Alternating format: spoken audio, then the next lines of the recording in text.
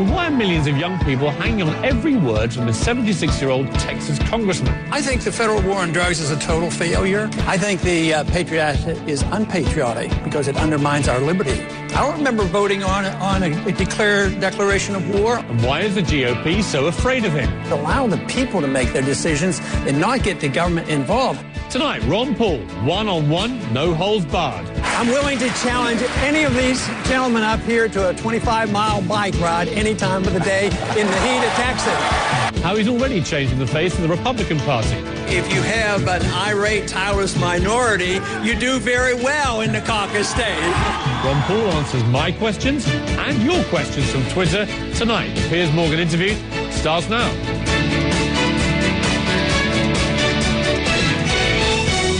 Good evening. Tonight, the Piers Morgan interview comes to you from Las Vegas on the eve of the Nevada caucuses. I'm at Coy at Planet Hollywood to talk to candidate Ron Paul. He's running a distant fourth here in Nevada, but his influence on young people is far greater than that. His supporters are making him a force to be reckoned with in the Republican Party. And tonight, his formula for keeping America great. That, and a little later, I'll have a supersized only in America. But right now, Ron Paul. Dr. Paul, welcome. Thank you. Nice now, to be with this you. will sound like shameless name dropping, but the last time I dined in this restaurant was with Sylvester Stallone, and the parallel to me is clear. You are the Rocky Balboa of this campaign. How do you feel about that analogy? I have no idea how to respond to that. I hope that's very positive. It sounds like it could be positive. Well, I guess what I mean is Americans love an underdog, and you remain an underdog despite this continual, extraordinary support, particularly with the young people. But people still perceive you as an underdog. Do you believe, like Rocky Balboa, that you could surprise everybody and actually win this race? Do you genuinely believe you could become the nominee? Yeah, obviously so. And I think the record of this campaign, the Republican campaign these last almost 12 months now, shows you that a lot of the candidates are coming and going. They come in, they peak out, and all of a sudden they're gone. And we did have 9. We're down to 4 right now. The one thing characteristic of our campaign is its steady growth. And I saw a little clip the other day on the internet that says, once you become a Ron Paul supporter, you remain a Ron Paul supporter. Well, that's true. And also, once you have a Ron Paul principle, your supporters say, you stick to that principle. And that is certainly a great plus, I think. When you look at someone like Mitt Romney, everybody knows he changes his mind about lots of issues. I suppose what I would say to you about that is it can be a stick to beat you with, in the sense that if you never change your mind about anything, is that in itself healthy? Time and history helps change your views. I've changed and modified my views on what I think about the death penalty. So it's not overly rigid, but I see it as a refinement and growth in developing a philosophy that is a defense of liberty. Liberty, the concept of liberty has been around for, bits and pieces for thousands of years. And of course, we've had a grand experiment here. And I'm motivated by the fact that I'd hate to see it lost, and I'd like to refine it, pick up the pieces where we left off a while ago, and actually improve upon what we had in the past. Now, you are the oldest candidate, and you have been, even when there were 9 candidates, and yet the one that many say has the most energy, and you have the biggest youth following. What do you put this down to? Where do you get all this energy from? Well, I don't know exactly, where does our health come from? There's a lot of things. Mental health is important. Do you work out? Do you have a regime on the campaign? Yes, and it gets interrupted sometime in the campaign. I can't quite do it, but historically, for 30 or 40 years, as long as I can remember, I've had a pretty strict regime, and it involves a lot of exercise, and it also eating habits are very important. So what do you do, exercise-wise? When you have time. Okay, when I have time, I would get up in the morning and I want to get outside. I'm sort of, outside gives me relaxation, so I don't want to ride an exercycle inside. I ride a bike and I walk, but in the morning I like to walk between 3 and 4 miles. It takes me about an hour or so to do that, and that sort of clears my head and loosens me up. And good health habits, I think can prevent usage of a lot of medication. So I strive for that, unfortunately. But I think my parents might have had a little bit to do with good health. They lived to old age. So what about diet? What do you do for eating and drinking? Do you have any strict regime with that? Not overly strict. I'm not fanatic, but I do watch the white things, the white sugars and all. And although I do eat meat, I think fish is better. So, but it's not overly radical, you know. But I think fresh vegetables are good. So most of it is probably more common sense than anything I learned in medical school. You look good on it. Is this part of the reason you think that the youth are energized by you? They look upon you as a great role model, but also they like the fact that you are this guy who sticks to his principles. Oh, I think that is it. And I think sometimes then they will translate that in, well, he sticks to his principles about health habits. But no, I think it's the principles of liberty that are so inviting to young people. I think their minds are more open. I don't think their minds have been cluttered. I don't think they've been forced to accept things and accept the status quo. And besides, we live in an era today where the failure of government programs is so blatant. And although I've been doing this for a long time, and we have had a lot of interest in the last 5 to 10 years, it really came to life once the financial crisis, which many of us who have been involved in Austrian economics predicted would come, and it sort of confirmed it, and people are very uneasy about the future, whether it's here or in Europe, and of course we're all interconnected now with global trade and global banking. So I think that has, energized the people, because I've been talking differently and warning about these things. And does it help also that you were a child of the Great Depression? You know, you grew up through that depression, you came out the other end, and you saw what it took, I think, to do that. I was fascinated to read the sheer volume of jobs that you did when you were a young man. I mean, you did all sorts of stuff. You worked with your father on the dairy, but you did countless jobs. You worked very, very hard. Do you see that kind of hard work ethic now in America? And if the answer is no, is that one of the fundamental problems, that work ethic has evolved over the years? Yeah, I think that's a big issue. And people ask me about how my parents might have had influence on politics. Well, they were conservative Republicans, but they were more Republicans than anything else.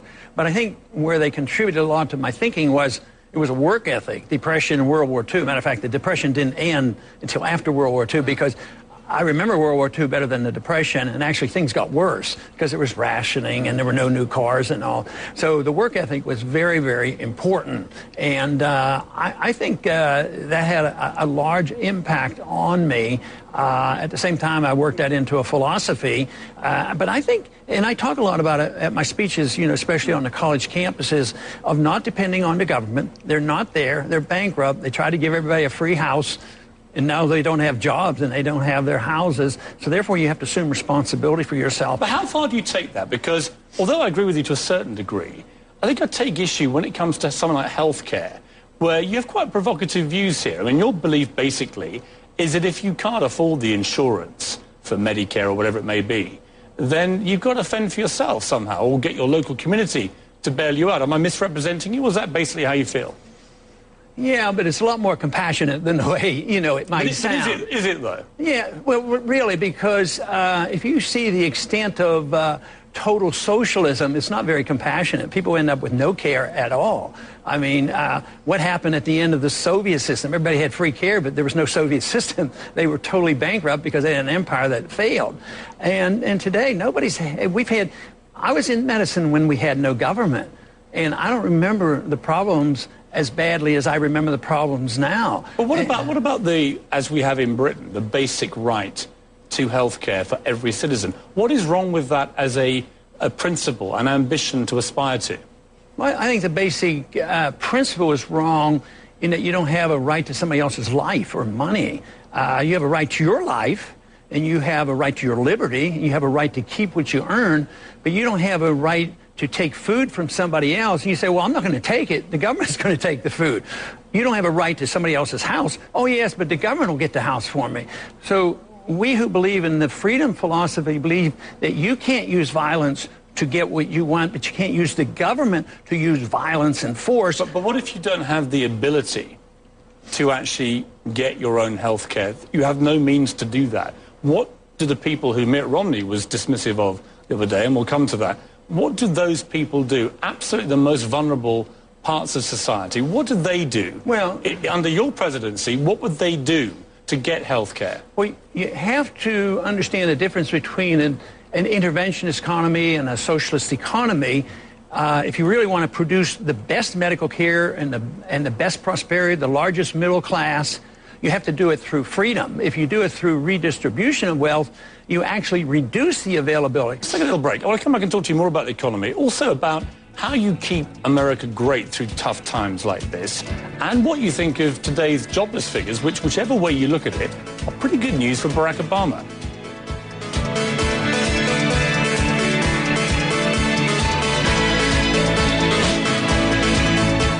What's up with these sorry politicians? Lots of bark. When it's showtime, whimpering like little shih tzus. You want big cuts? Ron Paul's been screaming it for years. Budget crisis? No problem. Got $1 trillion year one. That's trillion with a T.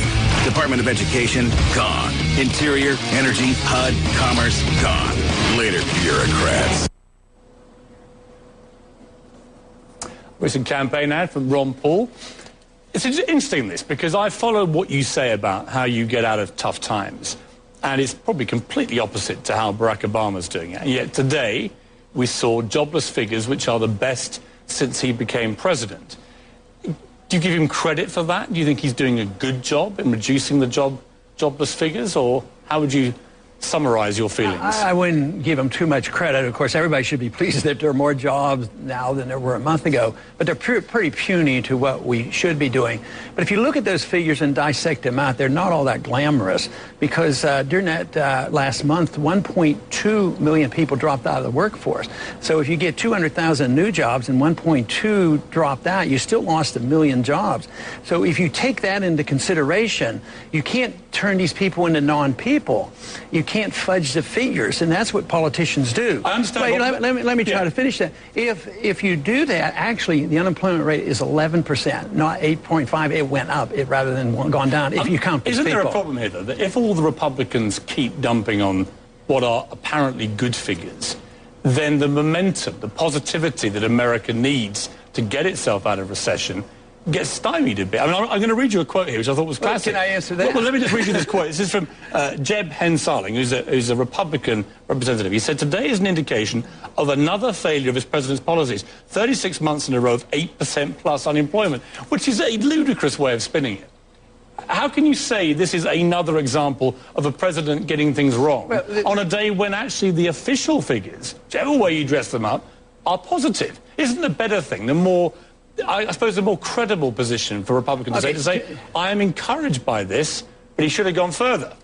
To me, it's more important that you admit the truth. So if I'm speaking the truth, so we might have to compare figures, but let's assume for a second that I'm speaking the truth and the 200,000 new jobs was a net benefit. But what I'm saying is we quit counting people. We disavowed them. So if I'm speaking the truth, the most important thing is we know the truth, not as politics. Matter of fact, you'll probably have me a hard time. You probably haven't heard me in a speech. I do talk about the president a little bit, mainly on attack on civil liberties and maybe not doing enough about the wars. So I'm not in that same people that say, well, the president didn't do enough. It's all the president's fault, because it isn't.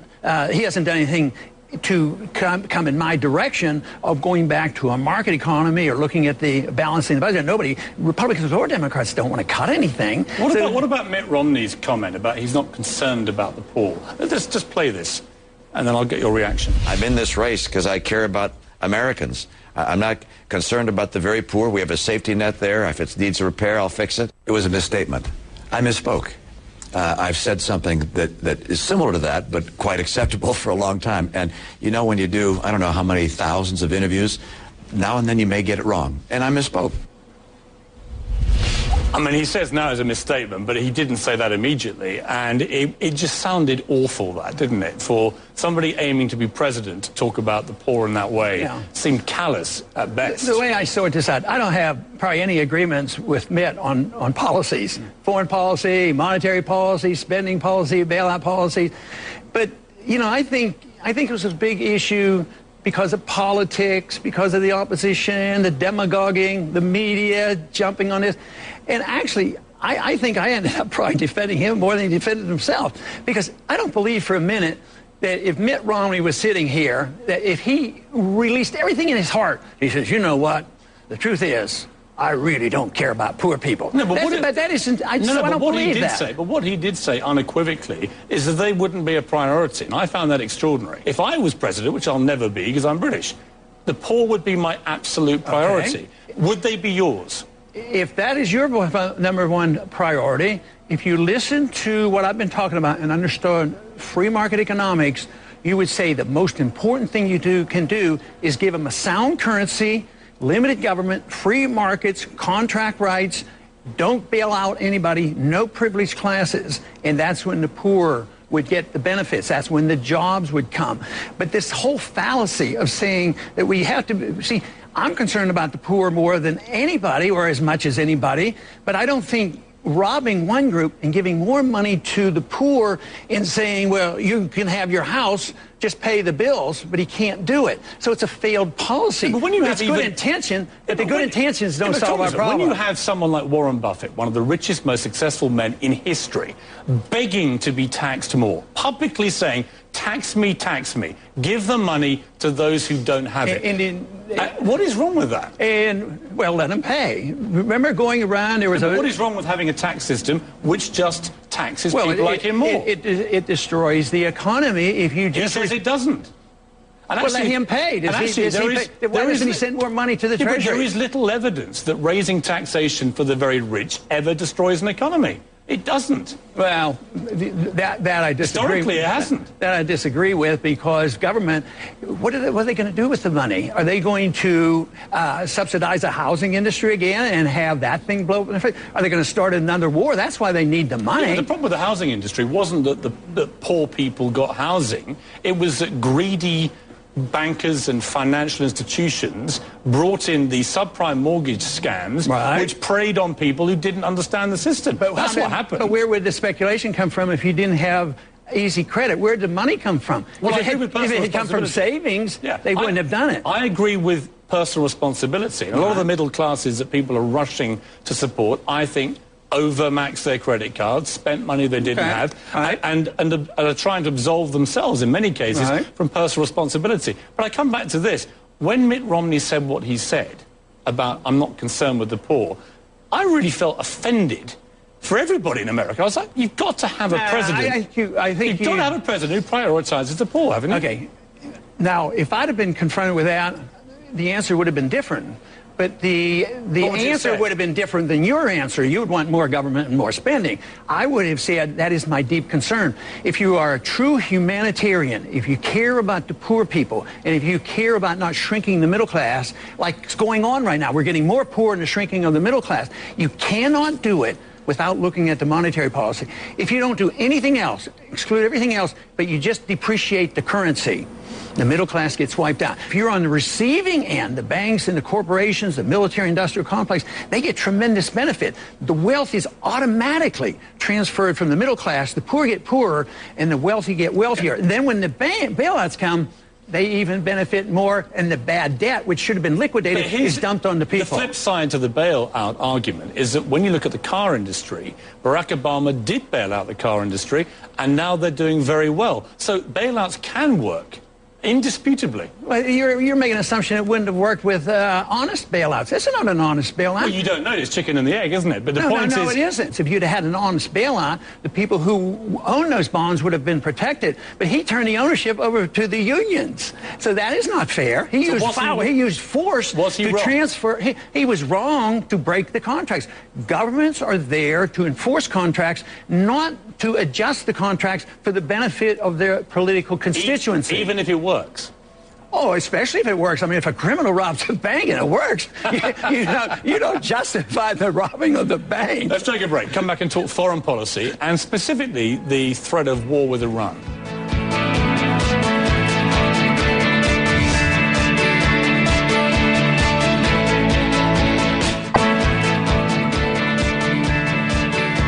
Back now, my special guest, Ron Paul. Let me ask you this. You've lived through many American military conflicts in your lifetime, since the early part of last century. How many of them do you believe were justified?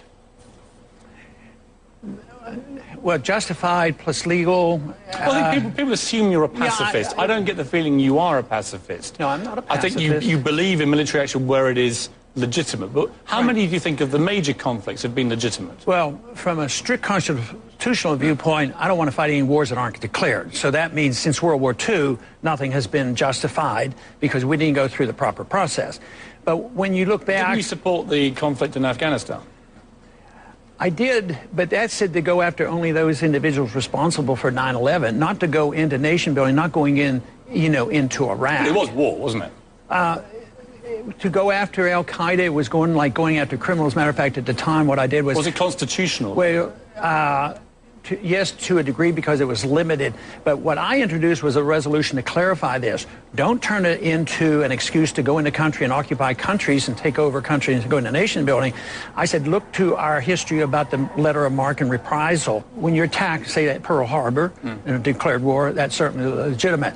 Even though we had a declaration of war in World War I, it was a constitutional war, but it was a very foolish adventure. What is the ideological difference between being attacked in Pearl Harbor and being attacked at the World Trade Center? I mean, if you are But a country didn't attack, a bunch of thugs attacked us, not a country, so there's a big difference. There were probably the people, I imagine, and there weren't even 100 people that knew 9/11 was coming. Maybe there were 50, maybe there were 40 for all we know. So it was a band of thugs that had a grievance with us, and they were trying to get our attention. So that's entirely different than... Have you modified your opinion of what the motivation was? And the reason I ask, you got a lot of flack at the time, although a lot of support as well, for suggesting that the main motivation for the attacks was revenge for what had been going on in Iraq. And I'm sure a lot of it was. But you also said that you didn't believe it was an anti-West sentiment, an anti-riches, an anti-capitalism. I'm not sure that's true, is it? I mean, it's certainly, if you were to interview the 9/11 attackers, I'm pretty damn sure they would also say, we are against Western values, we are against capitalism and so on. There's no evidence to that. If you read Robert Pape and Michael Schur, you'll find out they're pretty much the experts on the subject, and that's not their conclusion. But if you look at the 9/11 Commission, if you look at the DOD studies, if you look at the CIA, even if you look at what Paul Wolfowitz has said, the great neocon, they've come to the conclusion that our presence in the Middle East was the most significant event on why they wanted to come here and kill us. And let's assume you become President Ron Paul. If Iran was to strike back at Israel, what would you do? Well, I'd go and look to the rules, and the rules are that if our national security is threatened, you explain it to the people, and then you go to the Congress and say, is our national security threatened to such a degree that we declare war against a particular country? If you believed that Iran had enough enriched uranium to genuinely launch a nuclear attack against Israel, would that knowledge alone mean that you would countenance military action? One thing that we should set aside is there's our CIA and the Mossad. Israel are not arguing that they have the case, and even Israel said, the leader of the Mossad said, even if they had a weapon, it's not an existential threat to them. So you wouldn't ever countenance any preemptive strike? No, not really. Why should we? That's aggression. We're not supposed to commit aggression. I mean, that's left for the dictators. But, we now don't do aggression, but what we do is preemptive war. But if you had got knowledge... Preemptive war is equivalent to that, and I think it's very dangerous. But they have already said, Ahmadinejad has made it quite clear he believes in wiping out Israel, if he got the chance. Okay. If you were president in the Second World War, and you'd been given knowledge the Japanese were planning Pearl Harbor, you would have preemptively struck, wouldn't you? Well, let me touch your first subject first, and that is quoting Ahmadinejad, because that's a misquote, but 99% of the people in the media would misquote it, and everybody in Washington believes it. What he actually said on the proper interpretation was that the regime in charge of Jerusalem should be removed from the pages of time. He did not say that Israel should be wiped from the face of the earth. Just think of the difference in that, removing a regime like getting rid of our administration or something. You're not seriously defending Ahmadinejad, right?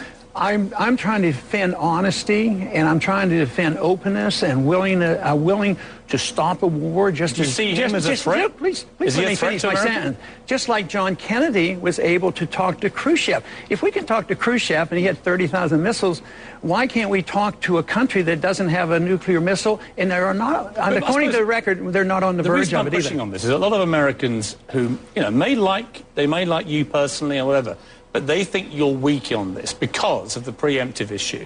And I come back to that question I put to you. If you had knowledge and you were president when Pearl Harbor happened, if you had pre-knowledge of that happening, would you have attacked Japan? An imminent attack. We're seeing the planes come over, obviously, yes. An imminent attack. Well, I mean intelligence. An imminent attack it may happen. An imminent attack is quite different when the planes are coming versus this fiction. We shouldn't have such short memories. Everything they're saying about Iran, we said about Iraq, and they were all lies. And how many men died? 8,500 Americans died. 44,000 I come back totally agree with you about Iraq. But it's the same principle. As a newspaper You've got to deal with editor, it in the principle. As a newspaper editor back in Britain, I opposed the war in Iraq vigorously and loudly for 2 years. You should oppose us going into Iran. I think Iran is a different situation. Why?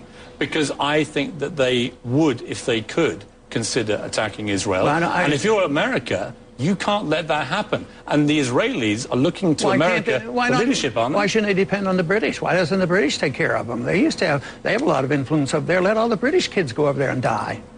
I mean, why is it assumed that we are the policemen of the world, that it's our moral obligation? Besides, we're broke. But aren't there times when you have to be the policeman of the world? No. Really? It is not. We provide for our national security. We do not have the authority. We do not have the money. And we don't have the moral authority to do this because it leads to trouble. Let's take a break. Come back and talk social issues. I want to talk to you about marriage, gay marriage, abortion. See what you really think.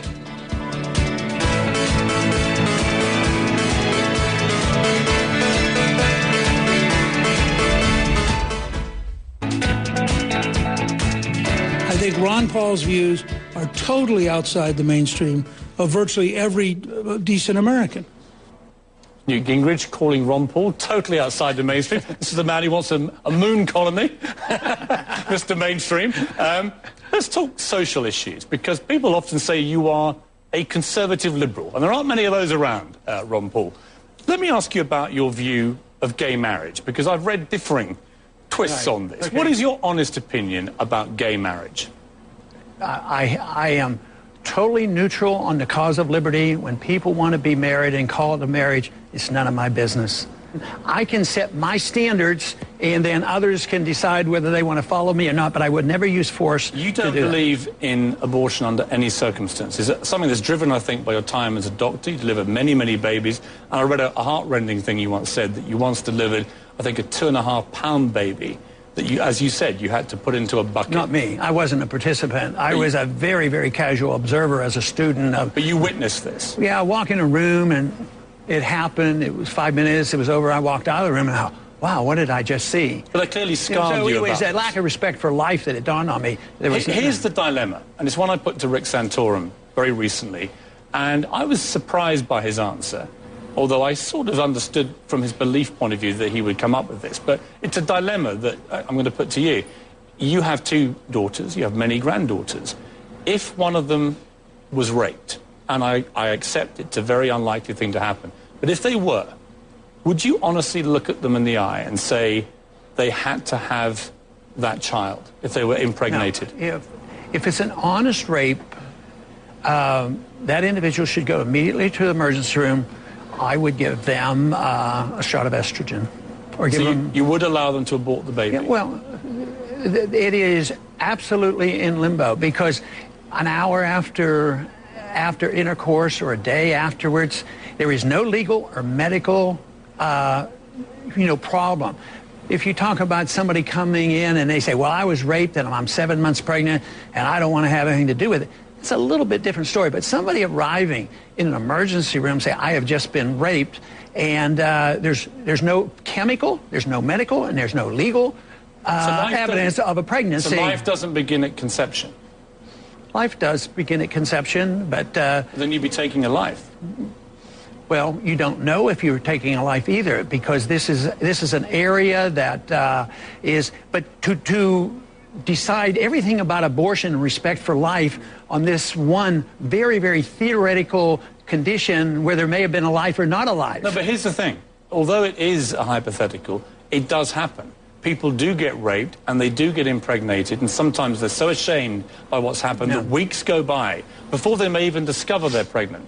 And they have to face this dilemma, and they're going to have a president who has a very, very strong view about this. Now, this is like the proposal that the people who like abortion endorse abortion because it's the woman's right to her body. You say, well, does that mean 1 minute before birth you can kill the baby? And I did this on one of the TV programs where some women were opposed to what I was saying. I said, this 9-pound baby, it's in the woman, she has the right, she argues her case. I said, you would abort this baby because the woman has had some unfortunate circumstances, so the doctor gets paid a handsome fee to kill this 9-pound baby. Oh, that's not what we're talking about. But that is what they're talking about. They're talking about a human life. So a person immediately after rape, yes, it's a tough one, and I won't satisfy everybody there. But to tell you the truth, what I saw happening in the 1960s and the change in the law and the change in attitude, people were doing illegal abortions. To me, it's a moral problem. It was to change the morality of the 60s. The lack of respect for life leads to the lack of respect for liberty and all the things that I believe in. So it was a change in morality that had the Supreme Court change the law. So I don't believe the change in the law is the magic cure. I do believe, though, very sincerely, if we don't have an understanding of life and have a lot of respect for life, I can't defend people on their personal liberties. I can't be as tolerant as I am on how they use their liberties. So that's why I think it's really a moral issue rather than a legal solution to all these problems. Then, as a physician, as a gynecologist, I've had to face some of these very, very difficult problems, and I understand them. And even before Roe versus Wade, many of those problems that existed, where there's no perfect answer, they were taken care of, but it was always done. They respected the fact that they were dealing with a life. But and just finally on this point, do you accept there's a slight contradiction between a candidate who is pro-liberty, pro-personal choice, pro-personal responsibility in almost every other area, but on this specific area says, no, you don't have choice? See, I don't see the inconsistency, because I see the 9-pound baby that's still within the mother as deserving some protection too, who deserves a protection. That fetus has rights, because if I do harm to him, I get sued. If you have a car accident and kill a fetus, there are legal rights there. But to say that it's only the mother, it's very, very unique. If you carry your argument to all the way through, we have a right to our homes. Shouldn't we have the privacy of our homes? Do we have a right to kill the baby 1 minute after birth? No, everybody says, matter of fact, this is what happens. We can kill the baby before it's born and the doctor gets paid. 1 minute after birth, if the woman who was unfortunate enough to have this baby, if she throws the baby away, she gets arrested for a homicide. And to me, the 1 minute before birth and 1 minute after birth isn't a whole lot different. So you understand that to a lot of people with serious religious conviction, it is. I mean, they say life begins at conception. Life does begin at conception. So it's a moral maze. Let's have a break. Let's come back and talk about your family, because you've got an incredible family. You've got 5 children. How many grandchildren? 18. And how many great-grandchildren? 5. Amazing. Let's come back and talk about your extraordinary family and your wife.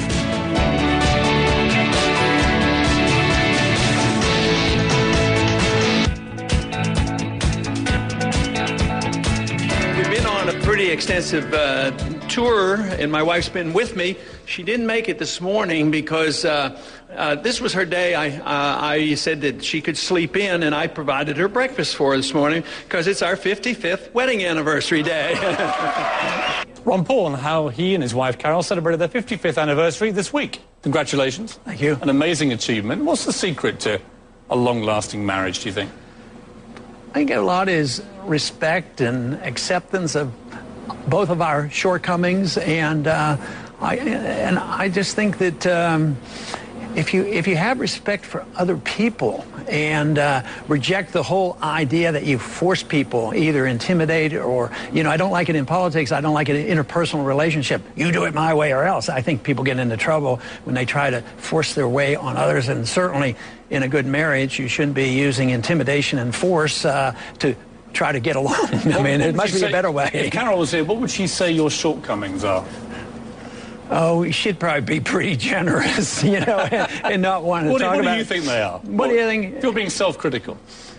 Well, I can get upset, and most people don't realize that I do get upset. Unfortunately, she gets on the receiving end. Even if I get tired in the campaign, if I complain about the campaign, I usually don't go to the campaign manager.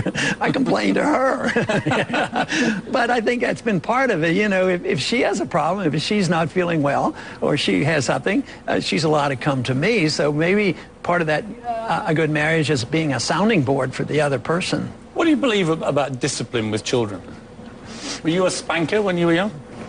No, not really, but I wasn't spanked, when I was growing up, and our kids didn't get spanked. There'd be a time, you might have to give them a little tap or something, to remind them. And do you believe parents should still have that right to give their kids a little tap?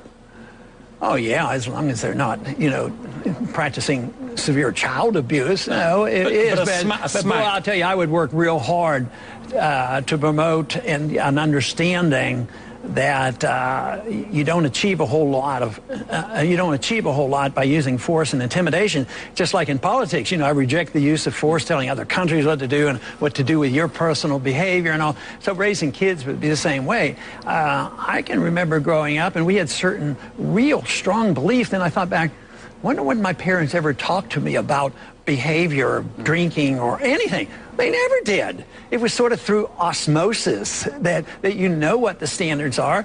And fortunately, we've had 5 wonderful children, and I think there must have been a little bit of osmosis there, because I certainly wasn't a lecturer on exactly what they had to do. What were the most important values your parents instilled in you, do you think? We discussed hard work, but what else?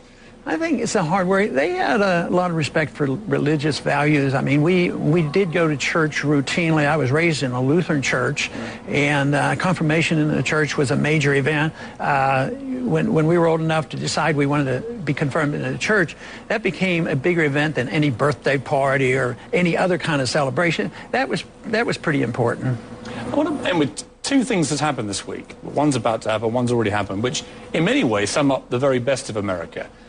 In my view, one is the Facebook situation, where you have a young kid who has a brilliant idea, and it turns into $100 million idea, and he creates 1,000 millionaires. Is that a good thing? I mean, when you look at that, do you see any negatives, or do you think that is what the American dream at its purest is about? I think it is, and I think you picked a good example, even though I don't know all the details, because he provided a service. And he didn't make money as much as he knew something that he anticipated people might like. He became wealthy because he gave a service. The consumer voted him to have this confidence. Now, there are many in society today, and so I'm sort of on the side of Occupy Wall Street when they complain about the 1%. But I separate the two. If you made your money because you provided a service and the people bought it and they didn't get subsidies from the government or benefits, say, from an inflationary system, and they didn't get bailouts and all these things, that to me is entirely different. Giants or Patriots? Giants or Patriots? Super Bowl? Super Bowl. I haven't paid much attention to it. I've been paying attention to Nevada and a few other primaries. Now, let's talk Nevada very briefly at the end. You're trailing in the polls at the moment. How confident are you of a good performance in Nevada? How important is it you perform well in Nevada? I think it's very important, but I don't think it's the end of anything. And I think we are going to do well. At each primary, we've done much, much better than we did 4 years ago. So that is one thing to compare it to. And we're down to 4 candidates right now, and we have a good organization in Nevada. Will you ever drop out of this race, or are you here to the bitter end? Yeah, I'll drop out if somebody gets inaugurated next January. But nothing would stop you before before the convention, say? I'm not thinking in those terms because I'm thinking in campaigning where the next stop is. Where do I go this evening, and where do I sleep tonight, and how I'm going to encourage all the workers to get the vote out. Hypothetically, if you got to a point where you did want to drop out, could you imagine endorsing another candidate? Would you do that, or are you implacably opposed to doing that just on principle? Well, it would be a real challenge, but I think people change their minds. Some of them change their minds more easily than others. So if they change them favorably and they can convince me, I would certainly be open to that. Ron Paul, best of luck at Nevada and the rest of the campaign. Thank you. You certainly brought a lot of energy, drive, and I can tell you one thing, we will get more reaction on Twitter and Facebook to this interview than any interview I've done with any other candidate. That is a given. Wonderful. Thank you very much. That's Ron Paul. When we come back, a supersized only in America.